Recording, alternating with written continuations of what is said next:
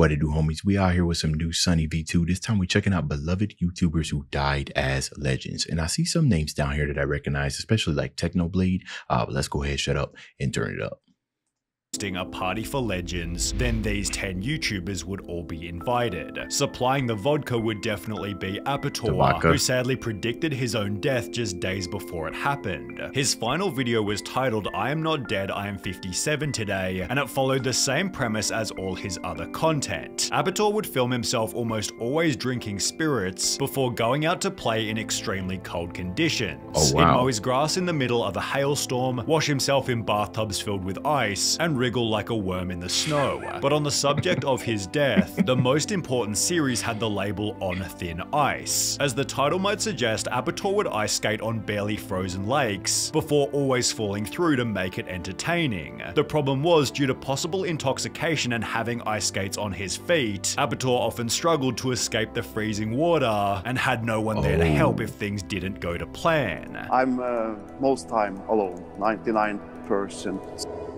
On the topic of safety, Apator stated, "Many regard falling through the ice as life-threatening, but if you know what you're doing and have ice claws, then it's usually fine." He further added with a smile, "I shouldn't be cocky, I could very well die out here someday." Apator's final video confirmed this hadn't happened yet, although just 7 days later his 25-year-long partner made a tragic Facebook post. Dang. Friday 26 November was a normal Friday. You went to a lake near Kongsberg and you were looking forward to ice skating. You were supposed to film yourself and use it in a video. You sent me a message when you arrived with pictures of yourself in the water. Good conditions, you wrote. But something went terribly wrong. You ended up in the ice water, and this time you did not get up again, as you have done so many times before. In the end, you were picked up by divers and sent by air ambulance to hospital. Dang. They did everything they could to bring you back to life, but you had been underwater for too long. Johannes and I were with you when the doctors at the hospital turned off all the machines that had kept your body going. Thank you for everything that you have been to Johannes and me. We have endless good memories and we miss you so indescribably." Man, that's really sad to hear. But one thing you can't say, he looked like he was living his absolute best life, doing something that he enjoyed. It looks like he was practicing safety at all times when he tried. And of course, you know, I would call that extreme adventuring, right? And with extreme adventuring, you know, the adrenaline, you know, you kind of get used to that adrenaline. But you know, anything can happen. But he looked happy, like he was enjoying himself. And that I think that right there is an amazing thing to see, especially in these days. But it did look entertaining, him wiggling around on the ice. Let me know if this is any of these content creators that did pass away, if you was an avid fan. Apator will be remembered for living his life to the fullest. Yeah, I just said that. And also, I'm pretty sure vodka, like his ads for vodka, oh yeah, they must have been one to hit him up. While Tommy 11 will be remembered for the records that he broke. You see, Tommy had gotten brain cancer at the age of only 12, but dreamed of becoming a famous YouTuber whilst he was still healthy. After 2 months of uploading, Tommy had gained a measly 10 subscribers. However, the Facebook page Velociraptor and its 16 million followers were about to change Tommy's life forever. They post a photo of Tommy's channel with the caption, "Let's fulfill a dream. His name is Tommy, unfortunately he has brain cancer, but he has the hope of being known as a YouTuber. It is our time to make a child happy. Shall we help him? Here's Tommy's channel." Only 3 hours and 40 minutes later, a comment showed Tommy had gained 800,000 subscribers, grabbing the attention of Dross Rotzank, El Rubius OMG, Oron Play, and The Gref, who sent their combined 100 million subscribers to help with the young boy's dream. Within only 10 days, Tommy had gone from 476 subscribers to 7.2 million, which after growing to 10 million later that year also meant he broke the following records: the most subscribers gained in an hour, the most subscribers gained in a day, the most subscribers gained in a week, the fastest channel to achieve 1 million subscribers, and the youngest creator to achieve both 1 and 10 million subscribers. Hey man, the waterworks are getting strong right here. Oh, that's amazing. That's man. Oh, that's, come on now. Bro, come on now, man. And he, I mean, obviously he got his dream, but then you also look at the title, like below it, YouTubers, right? So Tommy was Man. therefore also sent a diamond play button, although only his parents were there to see it come. Tommy had died just 2 months beforehand at the age of only 12. In the very same year, we lost Laoshu 55,000. Moses McCormick taught himself to speak over 50 languages fluently, then talked to random native speakers who were always extremely shocked. He died? I know this creator. Better yet was when he switched to a second language, or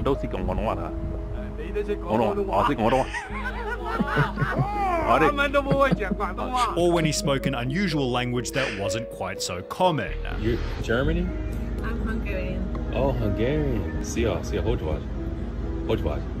These videos helped Moses to gain a That's million amazing. subs. However, in May 2020, Laoshu's brother Mark, who often appeared in the videos, uploaded his own video titled "Warning Video to Laoshu Family, Friends and Fans, Moses is not safe." In the video, Mark explained that Laoshu had begun a new relationship with a girl who he believed was acting very strangely. I don't know this girl, and she came out of nowhere, and she's an ex-federal agent. The video was especially concerning after this was also said, We have to pray for Moses right now. He is not well. She actually has been manipulating him, and he is not well. He's not well. And while this could have been dismissed as an overprotective brother, Laoshu died unexpectedly only 9 months later. The cause of death was supposedly a heart attack, yet Laoshu's brother didn't buy it for a second. And it would be a damn lie to tell the world that he died of a heart attack. He'd upload a new video believing Laoshu was murdered by his girlfriend. In 2020, I shared my concern regarding being associated with that new girl. Okay, hold on. So did he say the new girl was a CIA agent? Is that what he said? Oh man, heart attack. Aren't there like poisons and concoctions or stuff like that that you can like, you know, maybe I've watched too many movies that can that you can feed somebody like the food or administer through tea or any type of liquid form that can cause these type of things that kind of like can go undetected or something like that. That's scary. Nobody knew. Also starting an online fundraiser which read, "My brother didn't have any chronic illness and never complained to me about heart issues. When I seen the condition of his body, I immediately knew he was killed," yet Laoshu's girlfriend responded to the claims by calling them baseless conspiracy theories. So exactly what happened is for your own conclusion, but the assassination of Christina Grimmie is much more cut and dry. Christina began on YouTube by covering popular songs, and only 2 years after starting, Selena Gomez hired her. Christina's popularity exploded after placing third on The Voice, giving her the audience to play live in concert, where the unthinkable tragically happened. On the 10th of June 2016, Christina posted a tweet reading, "Orlando, come out to the show tonight at the Plaza Live, starts at 7:30, also attaching the following video. Hey guys, what's up?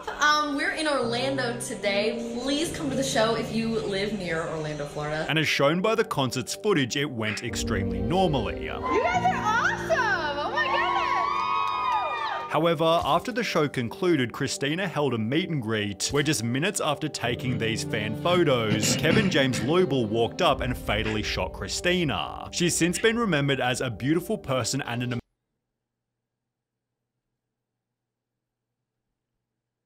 Oh my goodness. Just point blank.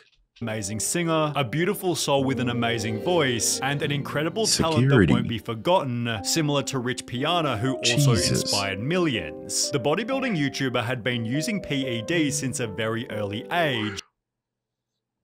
You know, I got nothing but respect for the people. I don't know what PED is, but for the people who are like natural bodybuilders, you know, it's pretty much like superhuman. It really is, pushing the bodies to extreme limit. I have nothing but respect for the lifestyle that you guys live, because it is a difficult one, very, very difficult one. I hope that you guys are mentally stable as well. I don't know from a personal standpoint, but I've heard stories from previous bodybuilders of how when they were bodybuilding, they kind of hated their life. I'm not saying that's true for all bodybuilders, but if you are a bodybuilder and you're watching this, I hope you're mentally, you're mentally good. So, those are some large arms. Jesus, those are like Hulk Hogan's arms, right? Pythons. I've been taking steroids since I was 18. Oh, that's what it is. I'm 43. Steroids. So what is that, 20 25 years. Accepting the side effects by stating, I am total 100% aware that damage At is least being he's done honest. to my body in the choices I am making. I know for a fact that doing what I'm doing is going to cause damage, but I have made a choice and I'm willing to deal with that. I'm willing to roll the dice, and that's something you have to be willing to do. In 2014, at the age of 43, Rich Piana said this. I have to say, honestly, I've had no side effects. Although only 3 years after claiming that he'd had 0 side effects, the following video surfaced showing his poor state of health. Baby, this is not normal. I know. I've seen stuff like this before. I'm afraid. That's scary. Babe, what's up? Hey, babe, don't get upset, baby. Baby, everything's gonna be fine. Everything's fine. Whilst getting a haircut later that year, Rich Piana unexpectedly collapsed before falling into a coma and dying 2 weeks later. His autopsy showed his heart and liver weighed twice the average size, with the following comments summarizing his legacy perfectly. Enlarged. I respected that guy. He at least didn't. See this right here. He didn't hide anything. He knew exactly what. Who recently got outed? Liver King. Right? It was Liver King who said he wasn't on any like steroids and everything. I think the biggest thing about this was that he wasn't acting like something that he wasn't. Right? He just full-fledged, hey, I'm using steroids. I understand what could happen. And that's just it, right? People have more respect if you don't try to hide things, regardless if it's not even looked at, regardless if it's frowned or smiled upon, right? Just face forward. That's respectable. Hide nothing about what he used, showed folks how not to do it. R.I.P. Mr. Piana, although sadly Claire Wineland's state of health was a little less voluntary. In fact, Claire Wineland began on YouTube by talking about her health. I have something called cystic fibrosis, which is a genetic disease, meaning you're born with it. As you get older, it gets worse. I've nearly died 6 times. And despite being born with cystic fibrosis, it became substantially worse from the second she started uploading. Over the past 6 months or so, my health has declined dramatically. Just took a freaking plummet. 2 months later, Claire explained that things had gotten worse again. Like I couldn't work. I've never felt more embarrassed in my entire life. And while a viral GoFundMe had made a massive difference, we got to $200,000 with $10 donations. It's just mind-boggling to me. I don't even... This turned out to be her final video alive. Just 3 weeks after receiving her donations, Claire was given a lung transplant that caused her to suffer a stroke. She died in September 2018 at the age of 21. I'm hoping we get past 21. Like, I just wanna go clubbing once. At the same time, Etika was also trying to wear a smile. Yes, Etika. Yes, I see. The thing is that I know he was famous for, he's famous for probably a lot of things, but I think most notably, his Nintendo reactions, right? Very, very uplifting guy. Didn't watch any, but I do remember Twitter exploding when he passed away. He'd built a cult fanbase called the Joy-Con Boys. However, after 10 years of content creation, they began to notice that Etika was acting a whole lot stranger.